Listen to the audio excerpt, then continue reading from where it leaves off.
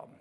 I think we have to get to a place where we can provide answers for our young people and prepare them, because those young people will also be our age not too long from now. They'll be just like us sitting in the church. We prepare them now, you won't have to worry about it later. And you'll also be able to prepare the next generation because you were prepared. So when people ask me, how do you solve this problem? I always say the same thing, and I've been writing about it for years on the website. Stop teaching. Oh my gosh, it's not that hard. Just stop teaching. Teaching is not working. The church has been teaching for 100 years here in America, and apparently it's not working. We've got great teachers in the church, but we've got to stop teaching young people. It's doing us no good. We've got to start training. And training is different than teaching. Training is I want to illustrate the difference between teaching and training so you can catch it, okay? So let's divide this in half. Teaching is just about imparting knowledge. You know, blah, blah, blah, blah, blah, blah. This is this, wah, wah, wah, wah, wah, wah, wah. Got it? We've all been in front of good teachers, but we're like, I'm trying to stay awake. I hope that's not you guys this morning. Okay? Now, the other issue, of course, is training is different than this. Training is preparing for a battle that's about to come. Boxers train. Fighters train.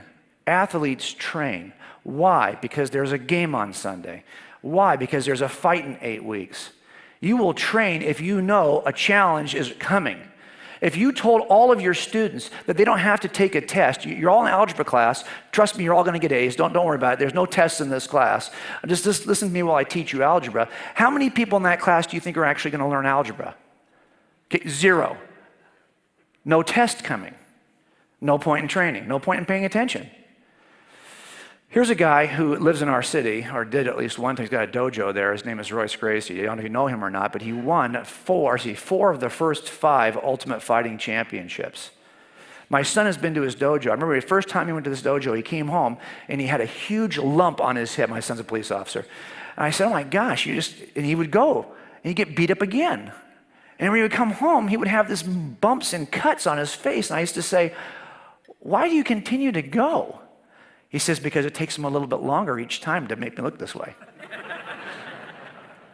And as far as cops go, sometimes all fights are going to go to the ground at some point. And you just may have to hang on long enough for your backup to get there. So how long you can hang on is important. This guy, you think this guy trains? Yeah, why does he train? Because he's got a fight coming. It turns out the fight that's coming is what turns teaching into training. Because now you're taking it very seriously. And this guy takes his work very seriously. So I want to share with you a paradigm that I think would change the way we do youth ministry and change the way we even think about our own religious education. It's a train model. And it's not that hard to grasp. Of course, it's an acronym because we are all pastors at heart and we like acronyms. You do these 5 things, and I think everything changes. The first thing we have to do is we have to test young people. You got to find out where they're at. Everyone gets a test. This is the Crest Bar in my city. It's a biker bar, and I guarantee you there's a fight here every night. And if you're a trainee, a rookie who's got a field training officer, you're going to buy that call, because every fight call is going to send a training car, because that training car is going to get there, and the training officer is going to do this to see if you, as the rookie, can handle a bar fight. Because you got to test everybody. By the way, if you can't handle a bar fight, we're going to fire you, because we don't want to get killed later on. Every night when this turns into a nightmare, we're going to send a training car to see if the officer can pass the test.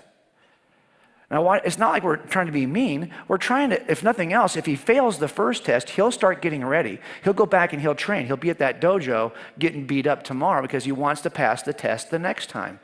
Tests are incredibly important for officers. They're also incredibly important for students. When I first get asked to work with youth groups, let me tell you what I do. I ask the pastor to introduce me as the local professor of philosophy at whatever big university is close by. And I will come in and role play as an atheist. I don't want the students to know who I am. Because in that hour, my goal is to deconvert everyone in the room. And you would be amazed at how fast it happens. Because as I start pushing these buttons as an atheist, the students cannot really respond. And all the joy you might have when you first show up, it turns into expressions that are not so good. Because at the end of this, we literally have students who, when I finally reveal that I'm actually a Christian, they'll come up and they'll say, thank God, I was starting to wonder if this was true. Wow. You mean to tell me, after all that we've done as parents, in 30 minutes, in a role-playing scenario, I could shake you that bad? Oh yeah, we've seen it over and over again. My son, who's 26, he's an excellent role player. When he does it, it's really powerful because he's closer to their age. It's very powerful. You have to test students the same way why do I start this way? I start this way because now they know their need. Did that feel good? No. Would you like to be in a situation where you could do better?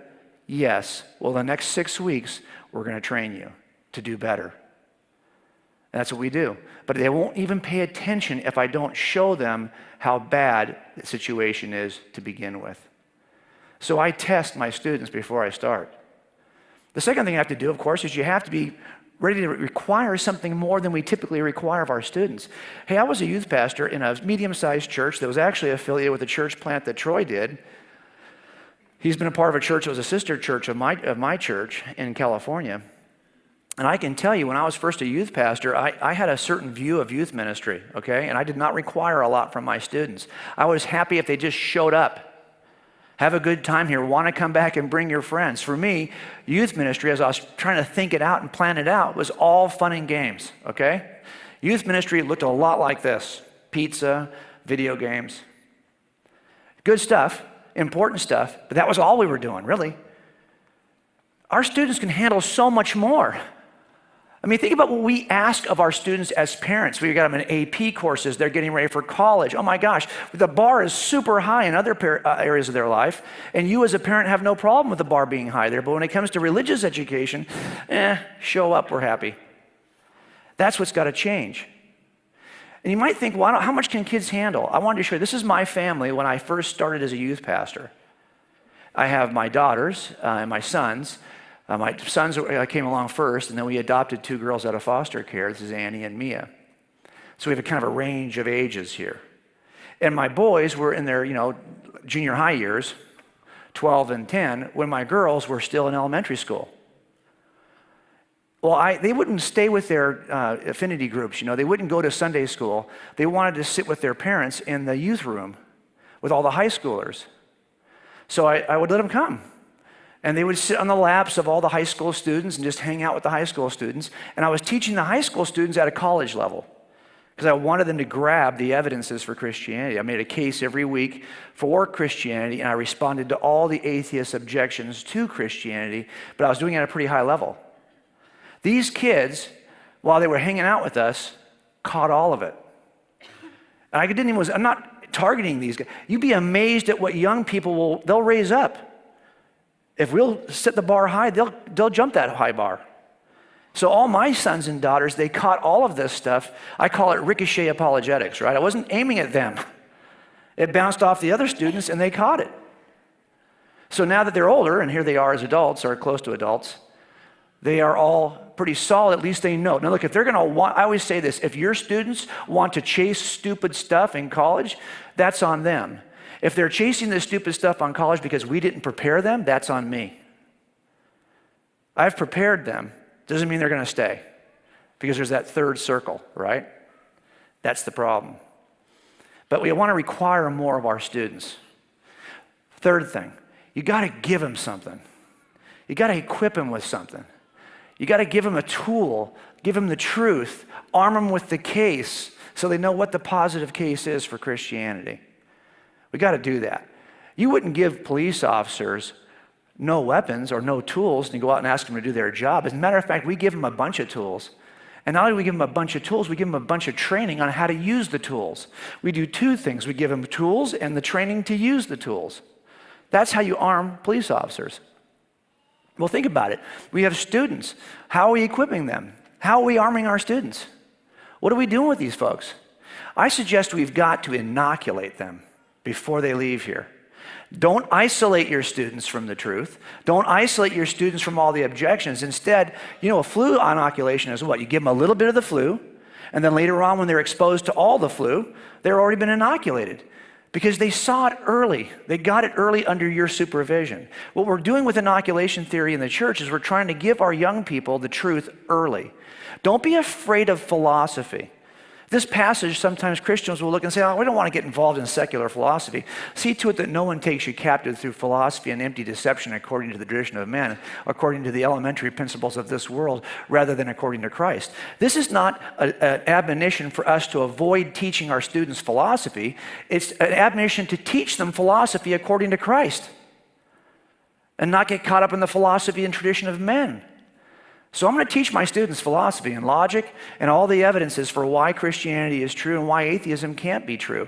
And when we're done, they'll be inoculated. And I am going to begin in my care by making sure they're aware of every atheist text that's popular in the culture. I'm going to assign this as reading because I'm going to be talking about it for forever. For 4 years you're with me, all I did was talk about these kinds of texts. I'm not going to stop there, but I want them to hear the objections from me before they hear them from a professor. Does that make sense? And then, of course, they're fully inoculated. Of course, I've got to solve the problems I raise, so of course I'm going to do that in Scripture, and I'm also going to supplement that with all kinds of great texts that are out there that you guys should be on your bookshelf. If these works are not on your bookshelf, you're not going to be able to make a case for what you believe either. Of course, the best text you can buy is this one, right there, which you can get out in the hall after. No, never. Okay. But my point is, we want to be able to prepare our students to make an affirmative defense for what it is they believe. And when we do that, I think we end up in a better place, because we prepared our students. So someone like Gabriel here who said this, I thought was pretty powerful. I was in several youth groups in high school and unfortunately found that youth group was too soft.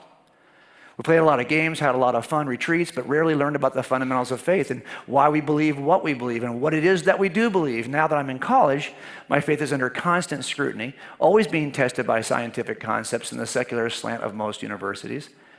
I wish I had been equipped with a more solid justification for my faith, knowing how to answer the tough questions, how to respond to arguments, how to stand firm in what feels like a storm against my spirituality. We have to help our students. We have to equip them. We have to arm them. That's why yesterday, when we did our conference, what did we talk about? We began at the bottom with truth. Then we take a step up from that. We want to talk about God's existence. Why should we trust the Bible? And then why do we think Jesus actually rose from the dead? That 4-step process is what I want to teach young people so they can defend it.